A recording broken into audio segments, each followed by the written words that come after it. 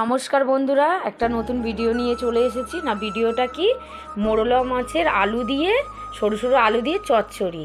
তো আমি মোরলা মাছটাকে ভাজবো না, কিছু করব না, তাতে যেরকম মাংসর মতো যেরকম ম্যাগনেট করে না, আমি সেরকম পুরো মশলা দিয়ে পুরো জিনিসটা মানে মাছটাকে পুরো ম্যাগনেট করব।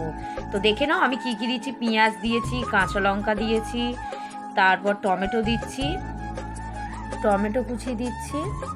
টমেটো কুচিটা ভালো করে দিয়ে দেওয়ার পর এবার আমি তার মধ্যে আলু কুচি দিয়ে দিচ্ছি। যেহেতু আমি প্রথমেই বলছি সরু সরু করে আলু কুচি করে দিচ্ছি। আলু কুচি করে দেওয়ার পর ভালো করে আলুগুলো দেওয়ার পর ঝাল গুঁড়ো দিচ্ছি। ঝাল গুঁড়ো, হলুদ গুঁড়ো দিয়ে হালকা করে সর্ষের তেল দিয়ে ভালো করে আমি এটা মেখে আধ ঘন্টার মতো রেখে দেবো। তাহলে কি বলো তো, মশলাটা তার পরিমাণ মাছের ভেতরে, আলুর ভেতরে সবার মধ্যে ভালো করে ঢুকে যাবে। তারপরে কড়াই তেল গরম করে, তার কড়াই হালকা তেলটা গরম হয়ে এসছে, এবার আমি সব ম্যাগনেট করাটা দিয়ে দিলাম। দিয়ে এবার আমি ভালো করে নাড়াচাড়া করে নেব। তো দেখতেই পাচ্ছ বন্ধুরা, আমি ভালো করে নাড়াচাড়া করে নিচ্ছি।